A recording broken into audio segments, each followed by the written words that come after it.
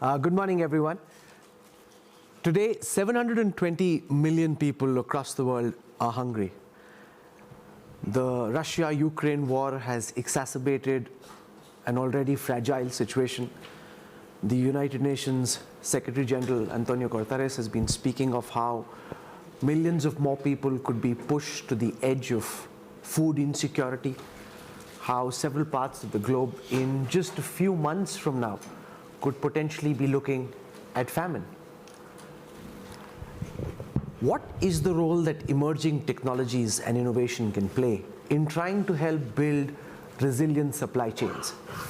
And how do we make these technologies available to small and marginal farmers in places like Asia, in Africa?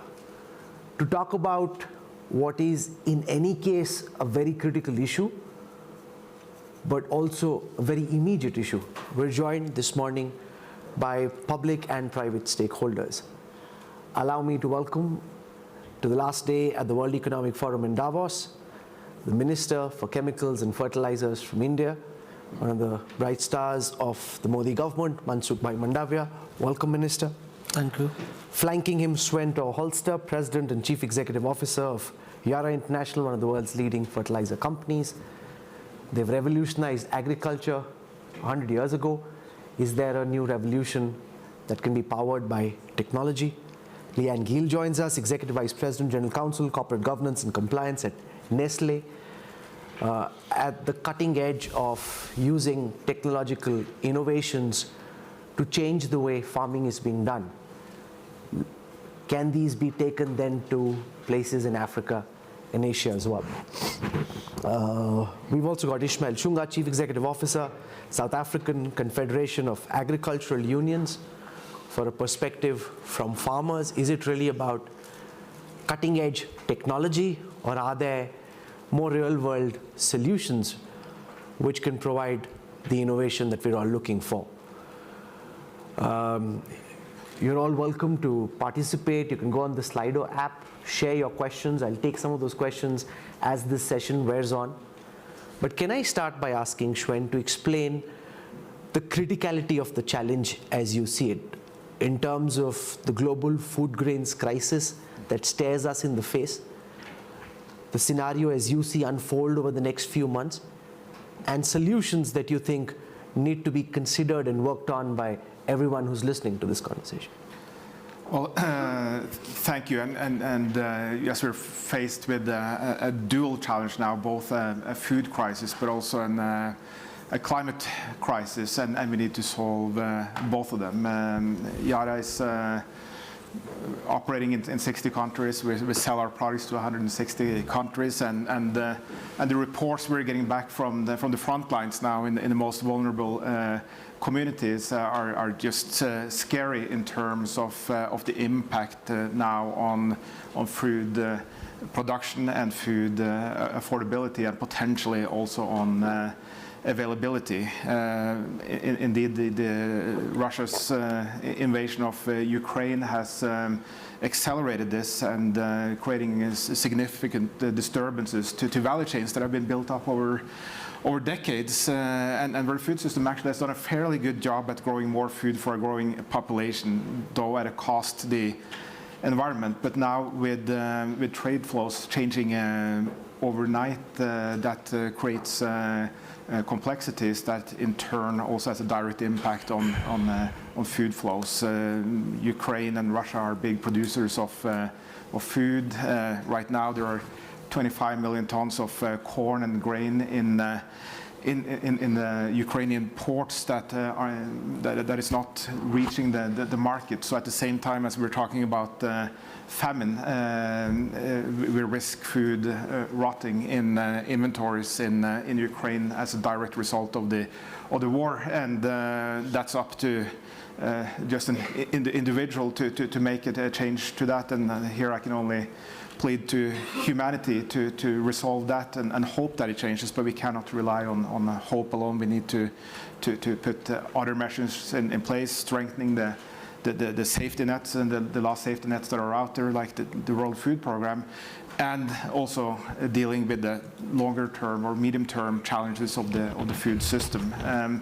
today it represents 25 to 30% of greenhouse gas emissions, and we need to solve that as well to make farming also more resilient to climate change, because that is part of what is happening now. If you look at the heat waves in India and the impact now on the current wheat harvest in Pakistan, in North America, with also first cold spell and now heat, droughts and floods and so on, agriculture is directly impacted by climate change, and we need to do that as well.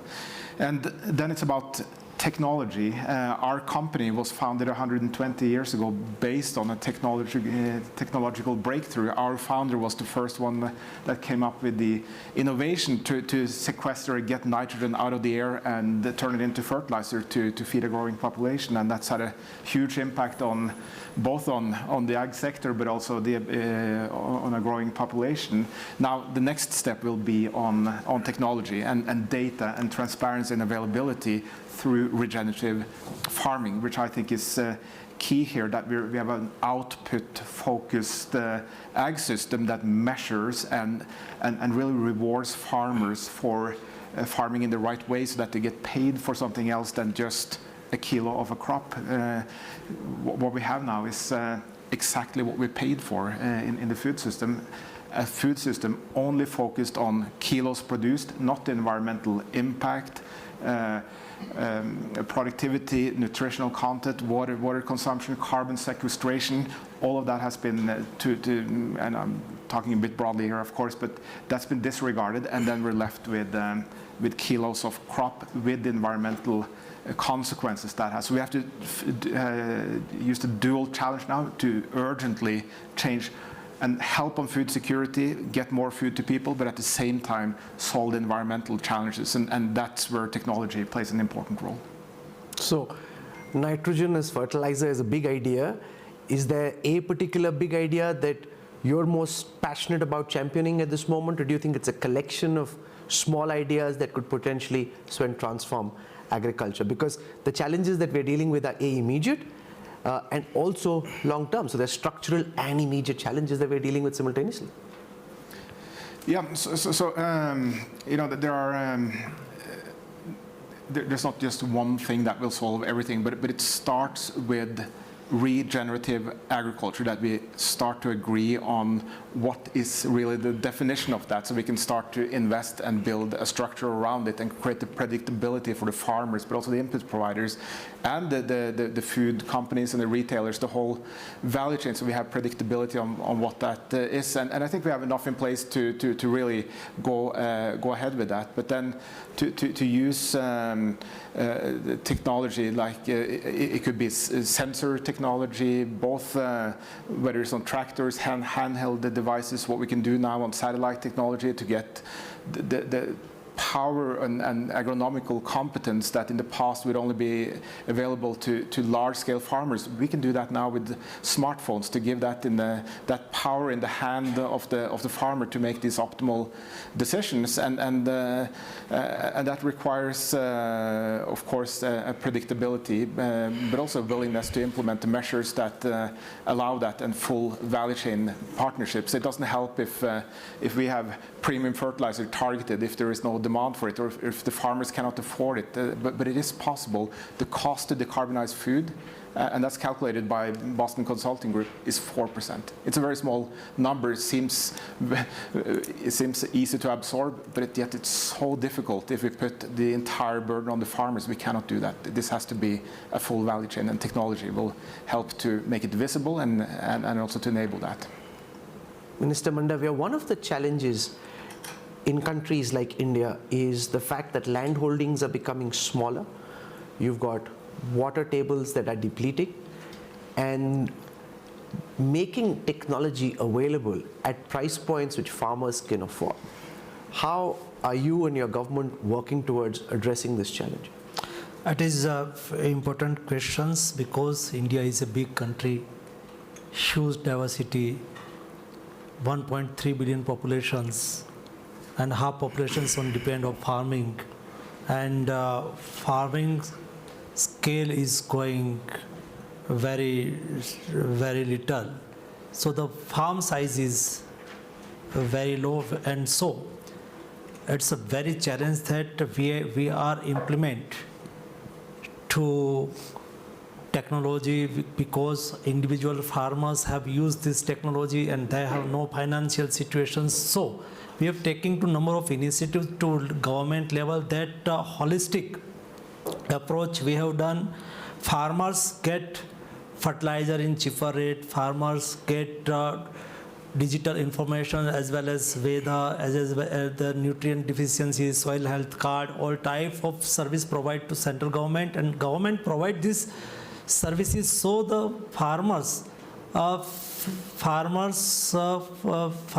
has no more expenses, and so we are doing try continuously that our farmers production is continuously increased. So last 5 years ago, Honorable our Prime Minister told that we want to doubling income of our farmers, and so we are pushing to drip irrigations given to subsidy, we are pushing to fertilizer we are giving to subsidy, we are using to number of type of alternate fertilizer and giving to subsidy. So the small and marginal farmers have no problem, they are working for very well, and they have also support, technical support, financial supports, and small farmers have required to farmings bank finance, microfinance, we are also available to support to our government. So our farmers size is going down, but our production is increasing now and today. One of the biggest themes at the World Economic Forum in Davos this year, Minister, has been the fear of famine, especially in Africa. And India could have played a role, or can still play a role, by exporting some wheat. And your government in April was speaking about doing that. In May, you changed your mind. And a lot of people sitting here would wonder, at a time when there's a very real prospect of famine globally, why would you put up these walls instead of opening the doors and feeding those who need food desperately at this time? It is important questions, because India's role every time, our philosophy, our Indian philosophy is Vasudhaiva Kutumbakam, means all family, the whole world is one family. So you see, during COVID crisis, India was under lockdown, first wave and second wave. But at that time, the world have required to medicine. No have medicine in globally. Crisis was done at that time. In these situations, under lockdown India, we have started to, India have 3,000 pharma companies and 10,000 pharma manufacturing unit. We have given to lockdown pass. And we, Honorable Prime Minister appealed to our industrialists that you start and continuous production ramp up, fulfill to our requirement and supply to globally. At that time, every day, 5 to 7 planes land in India only carried by medicine. So, and we have supplied to 150 countries medicine. Not only supply to medicine, but we have not taken to overcharges. We followed our responsibility, commerce next, first service. And at that time, we have supplied to affordable medicine in globally, and as well as the food crisis. My country always believe we are responsible country. We, the food grains, with the big country, 1.3, our own 1.3 billion population is our own populations. Our requirement is much more, but our export share only 1.5%. But my humble request to globally, we are followed to our responsibility. We should try in my country to ramp up production in food grains, and all other globally country comes to one platforms. These have their share is much more. They are also responsible for needy countries.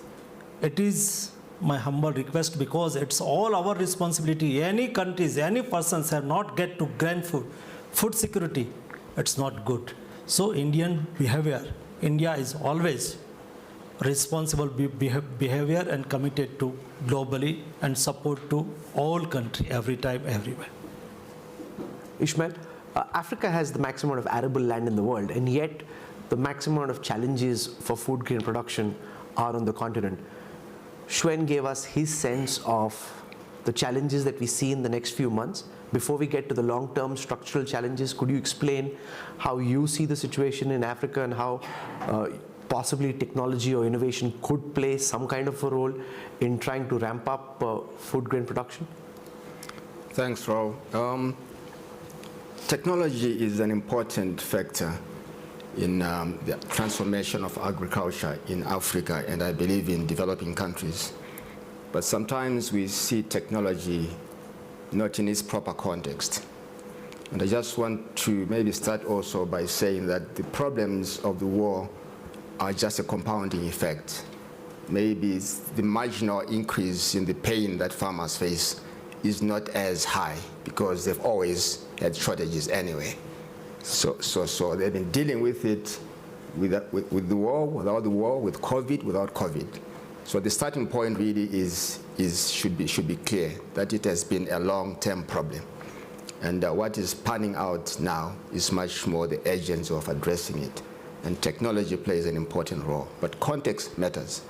Technology should be at the service of farmers. And it should be able to help solve their problems. And their problems, quite frankly, can be very basic, and yet the solutions can be very profound from where they're coming. And it begs the question, what are the problems? Let me just quickly map out my thinking about what the problems are. Agriculture itself has become more science-driven, ICT enabled, it's become more complex, data-driven, knowledge-intensive, information-intensive, you name it. That's what it has. And navigating through that complexity is not easy in many respects. And farmers face also challenges of isolation, which could be economic isolation, geographic or spatial isolation, it could be social isolation because of where they practice their trade, out there in the hinterland. And the hinterland, as we know them, at least in Africa, developing countries in general, is devoid of backbone infrastructure. Sanitation, schools, health facilities, roads, ICT infrastructure, you name it. And for me, that is where innovation should actually play its role. And I believe that digital technology is important as a solution to deliver an integrated model, because their problems are not only agricultural, they are social, they are economic, and they've got various dimensions. But if you deploy simple technology, which could be a cell phone technology, it is going to do things at scale, it's going to do things at speed. It is going to empower people to make decisions. It is going to move farmers from a position of maybe conscious ignorance of what the situation is to more, unconscious ignorance to more conscious ignorance. That will then bring them to change. The moment you know and you compare yourself in relation to the neighbors and in relation to the global world, you begin to see what you're missing. We know how the cell phone has changed the social lives of people. It can also change farmers. If you empower them with information, and that can flow through, it can flow through services, education, weather information, price discovery information becomes easy or easier. The second point really is my hobby horse on matters of equity and fairness in accessing resources. It could be land, it could be financial resources, and that can be solved by technology.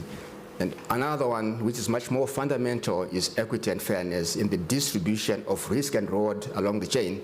We all know that farmers buy at retail and they sell at wholesale. And they show that the highest amount of risk and the lowest amount of return, and the other way around. Technology can help make value chains more transparent and more accountable, and can actually, blockchain, I believe, can deal with that. Basic issues around the areas that you're farming on, which might influence the amount of inputs you put. You think it's 1 hectare, maybe it's half a hectare. Then you buy inputs that are for 1 hectare, you over-apply and you waste. And yet you can measure the size of land using technology. So those basic examples to me are so fundamental to fix. And underlying that will be innovation in policy. How do you ensure that there's infrastructure, particularly infrastructure that delivers information out there to where people are, so that the moment they get information, I bet you they are going to change their behavior. And the moment the value chains become more equitable and fair, and they distribute fair reward, and they pay fairly for the ecosystems management role farmers play, you'll see a big change. I stop here for now. Thanks. Leanne, do you want to tell us about some of the technological innovations that Nestle is working on, which you think can make farming more productive, and also what's being done to make those technologies available to farmers where they need them? Yes, thank you very much, and it's a pleasure to be here to talk on this topic, and I'm very happy to follow Ishmael, because he touched on a number of points that we are trying to address at Nestle. So first, let me also provide a bit of context. We've been working on how to create and drive food transformation prior to COVID, prior to the most recent events here in Europe, because climate change requires that. We need to find solutions to this, our current food systems. So we were one of the first companies back in 2020 to issue our climate roadmap, but that's not enough. We also want to drive regenerative agriculture.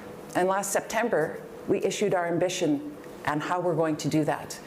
We are dedicating 1.5 billion Swiss francs to spark all of these innovative technologies and practices at the farm level to help that regenerative agriculture. Our ambition is to actually have 20% of our raw materials sourced through regenerative agriculture by 2025, 50% by 2030, and 100% by 2050. Okay, so what am I talking about then? What is this regenerative agriculture? Well, using science and technology, I can give you a few examples that were touched upon briefly by my colleague here.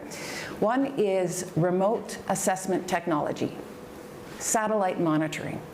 We've learned that satellites can help detect and control deforestation. We can apply that to soil.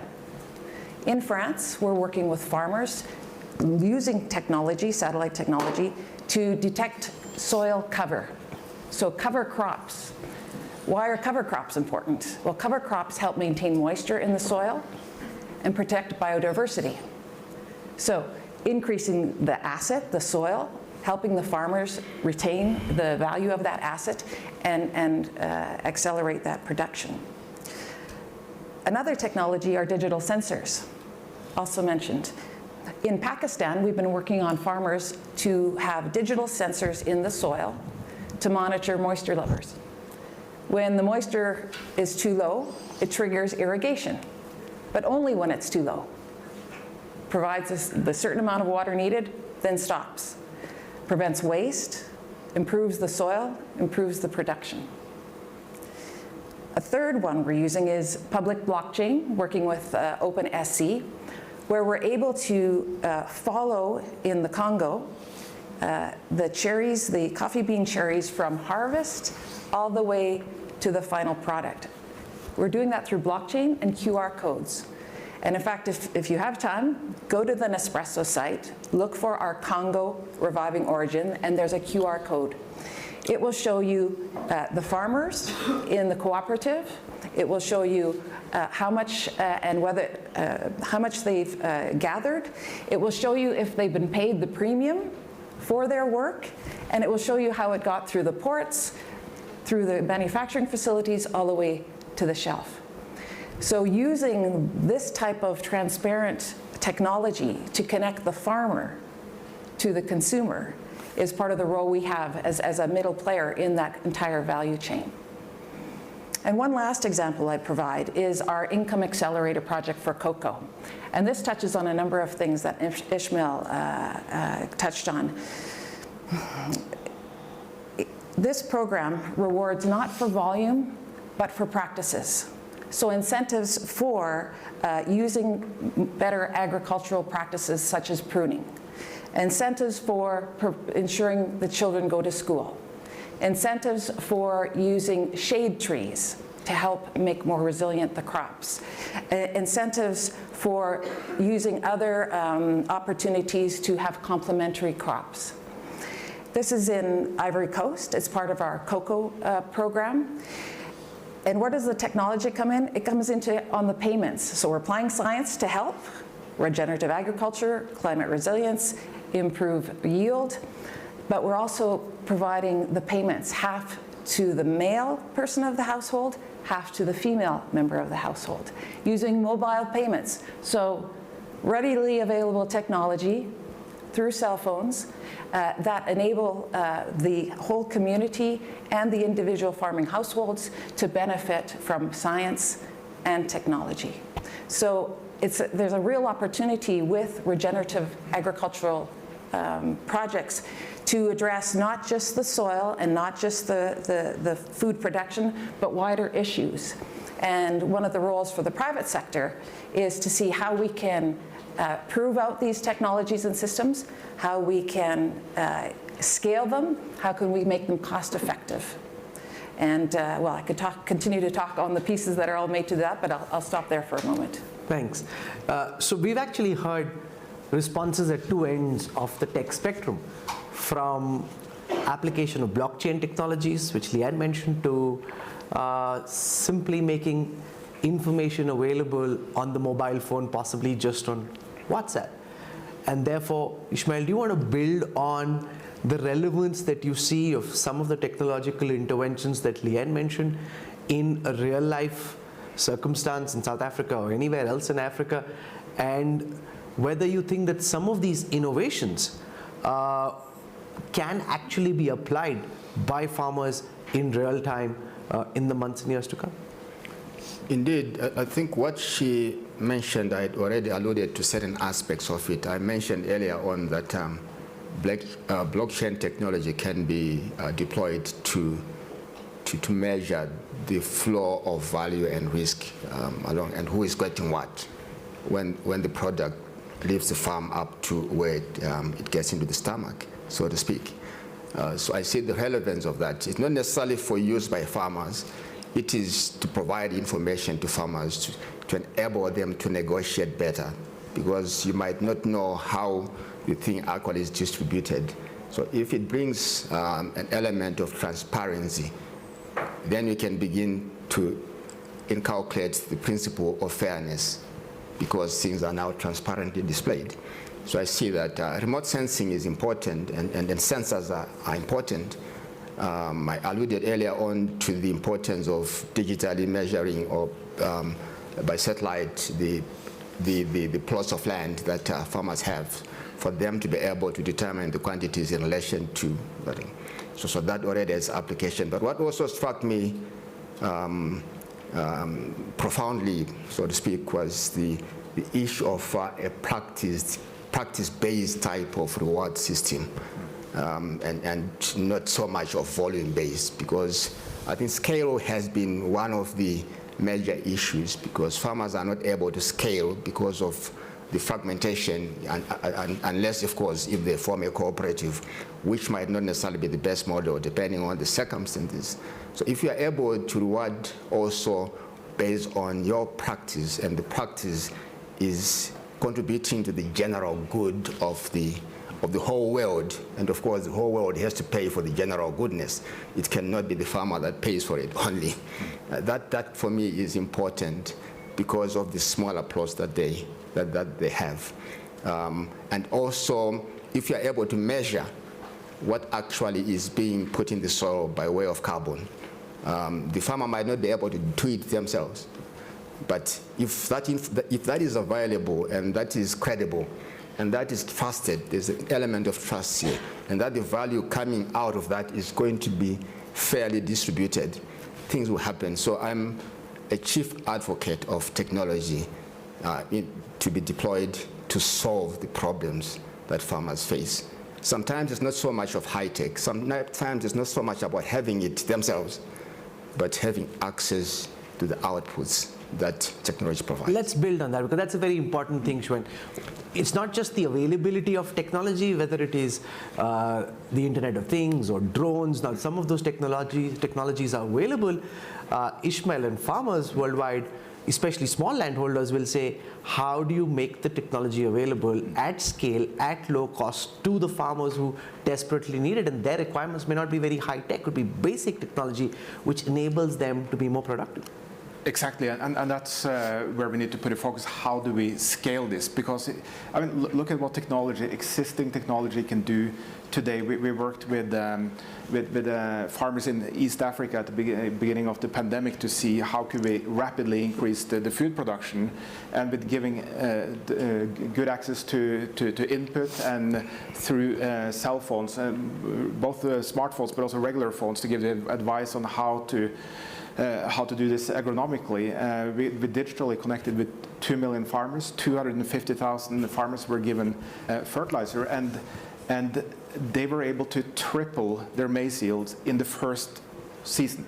So the additional food that they were able to produce was enough to feed 1 million people for a whole year. That says something about the promise of technology and the quality input, what that can do. But then how do we drive scale? And this is where I think it's incredibly important that we don't overcomplicate, that we use convening platforms such as the World Economic Forum to get the full value chain approach to this, and agree on some standards, so that, for instance, there is no common standard, even identifying something as simple as the field of a farmer. How do we measure soil quality in a way that creates predictability for the farmers? So let's open up. We have some technology here. We're willing to give that away and share it openly, perhaps through the forum. Either way, whatever we can do to create scale and predictability for farmers, and use what we have now to drive the change rapidly, instead of super complicated technological or miracles in the future that will have impact 5 to 10 years from now. But what can we do now in the next season and really combine all of this? Minister Mandavia, with every generation, land holdings in countries like India and so many other places in the world are becoming smaller. Farmers are struggling just for sustenance. And given that, how do you see technology being made available to them to be able to increase productions in a meaningful fashion? That is important questions, because the farmers have time to time change the farming system. Number of all countries have for their self-farming tradition. Some countries the farmers is educated, some countries farmers is not educated and more literate, some literate. It is important things, because the farmers without technology driven farming, it's impossible to fulfill to food security to whole world. So the farmers approach is always done by modern technology driven, and so we have taken to number of initiative in my country. Small and marginal farmers, they can use to technology, use to balance fertilizer, use to balance nutrient. So we have started 7,000 all block have one modern fertilizer shop. The modern fertilizer shop is given to information, guidance to farmers. Agriculture departments has organized number of events, number of seminars, lab to land approach, farmers farm approach. Our scientists go to farm our scientists go to village, they discuss to farmers, and farmers adopt to new technology, enhance the production. Our agriculture university is working on hybrid seed, and which how the hybrid seed is giving to much more crop, much more yield, much more productions. So number of type of action taken in my country. So I've second time add that the marginal and small farmers, it's very critical situations. It's Rahulji has mentioned very well that it's a very small farmers they want to use the tractor, but they have no tractor. What I can do, because tractors, they buy the tractor, is very costly. So the cooperative system is stronger in my country in farmers cooperative. The farmers cooperative is buy the tractors and gives the farmers, small farmers, they use and cultivate for land. This type of approach we have taken, so our yield is increasing. Farmers, generation by generations, farmers become small and marginal, but our production is always increasing now and today. Okay, so I'm going to throw this open for questions. We'll take questions. You can think of what you want to ask. I see 2 hands go up already. So can we take a question from the gentleman here, please? Yeah. Just let the mic come to you. Thank you very much. Thank you to all the panelists. My name is Martin Schwab, and I'm part of the Global Shapers Club here from Switzerland in Bern. My question is, as you mentioned all together, that we have to increase the production of crops and so on. And my question is to all of you, normally if we look to the numbers, we see that we already produce enough food for everyone on the planet. We have enough to feed everyone. And why is it still the dogma to produce more and more and more and to degrade the soil of our planet if we can reduce, for example, the meat production so we have more food for everyone? Why isn't this also some kind of a new technological approach? Okay, Shwet, would you like to build on this? Yeah, and of course, this isn't going to be solved just by one initiative. We have to do several things at the same time.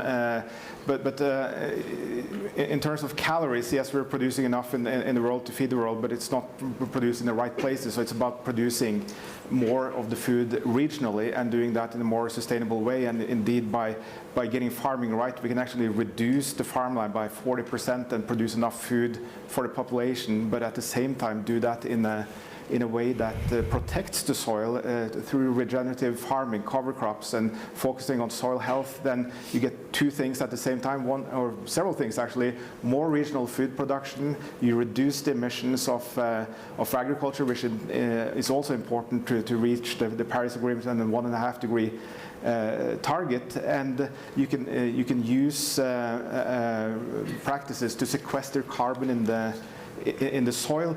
And by having better quality soil, it's more resilient towards climate change as well. So it's possible to do all at the same time, but it requires swift and urgent action now to get that done. And then, of course, diets as well. But I have to focus on what is it that I can do something about, and that's more on the ag side to make that more resilient, with focus on soil quality and more resilient food production regionally.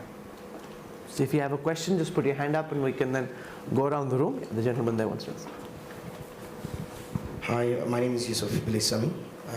I'm from the TopLink Innovators. I'm just building on Martin's question, but looking at it from a whole different perspective. What's been done on storage of fish? Because the amount of meat waste from fish in 2019, according to the FAO, was 59.8 million metric tons. 1 out of 3 fishes never make it to the table. There's a lot that's been said on production, but what's been done on storage and logistics? Thank you. Who'd like to take it? Liam, do you want to build on this? Or On in storage terms of fish? improving? So yes, who wants to build on Ishmael? Not specifically on fish, but on food waste in general. But maybe before I come to that, I just want to speak to an earlier question and just give a slightly different perspective.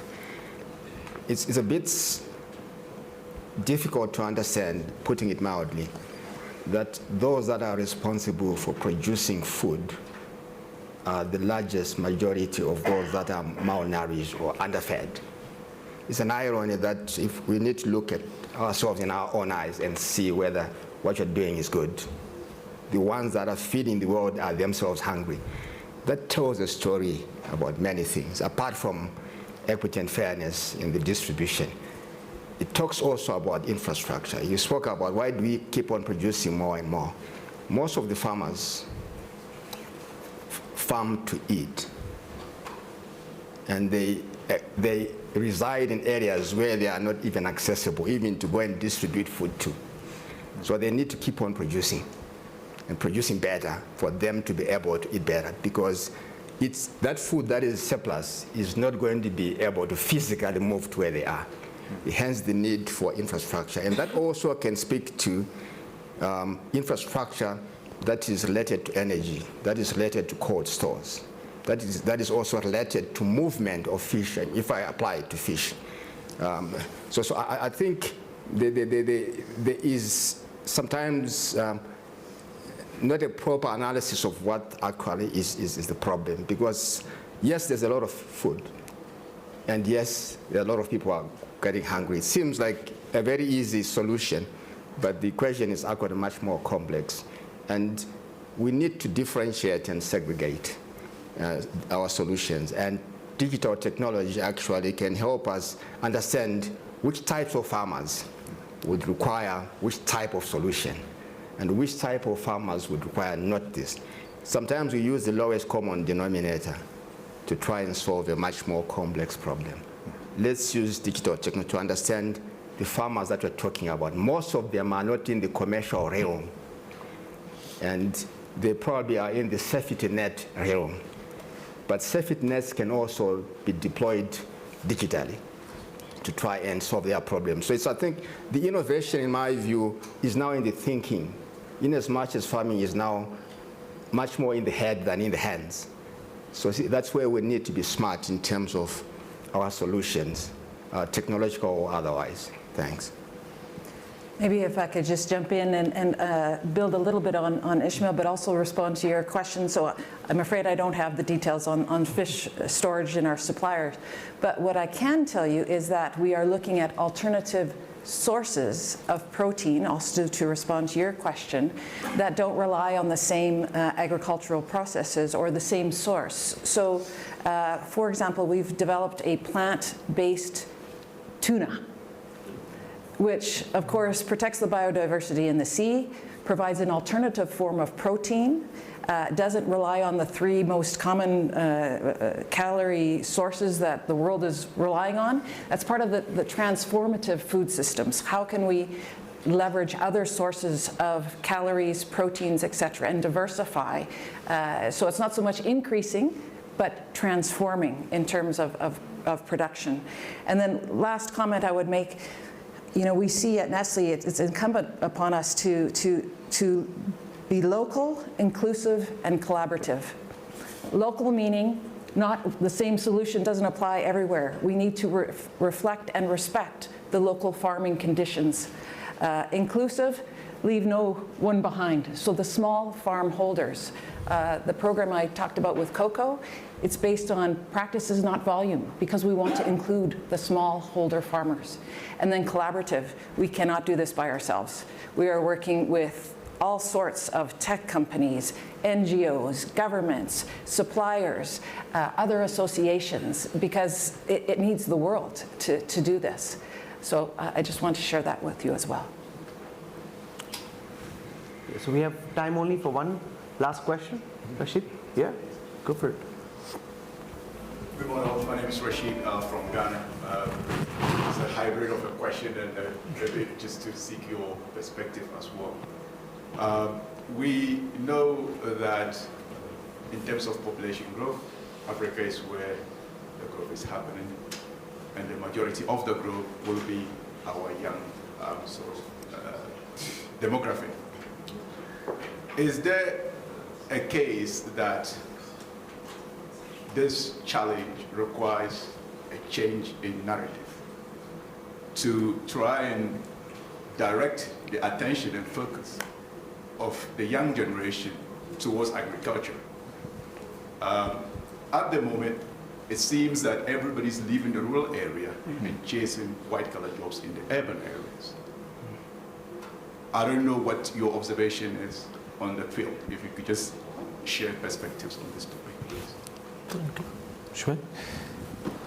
Very important topic, and I think a large part of the solution here is bringing the next generation and young people into agriculture to also show that agriculture could be something else than what it was in the past, and technology is the solution to that. So together with Stray Masiyiwa and Agnes Kalibata, Yara co-founded Generation Africa, which is really an initiative to drive entrepreneurship, technology into agriculture, and really highlight individuals that are driving this next or the fourth agricultural revolution through technology, and really embed that into the system, because today Africa imports about $50 billion worth of food, and it's growing because of the growing population. So it's a captive in regional market. It's a tremendous business opportunity, but it's only there if it's seen. So we need to highlight that and get young people in and really build businesses on top of this amazing opportunity. Minister Manda, in a country like India, the challenge could be the converse, to get young people and others out of agriculture so that you have just the right number of people, and ensuring that there are enough jobs available for them for non-farming activities. So it's only single solution: make more profitable to agriculture. The youth automatically shall go to agriculture. But now the other business, other job get more profitable, so youth is diverted. So important. It's important things is it that why we can become to profitable agriculture. It's a big questions. Make a profitable, youth will divert to agriculture. Okay, final words. Yes, Ishmael. We have done a bit of work on that subject, and the lesson that I think is coming from our experience first is that don't sell agriculture to the young. Sell an opportunity. If you sell agriculture, they know that it is a back-breaking type of situation. It's a put off.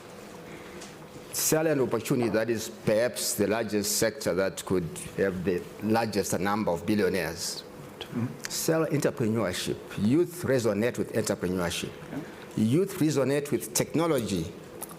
So a combination of youth of entrepreneurship, technology, and the young generation is perhaps what the doctor ordered for the solution to be there. That's my take. You know, we've had a fascinating conversation, from the use of sensors, satellite technology, drones, IoT, to simple solutions like just making information available for farmers to be able to use that.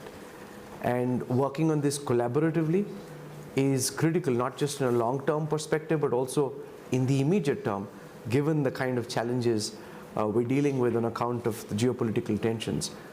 Mansukh Bhai Mandavia, Shwen, Leanne, and Ishmael, thank you so much for joining us, and for all of you who participated this morning, thank you. I hope you had a great week. Thank you very much. Thank you.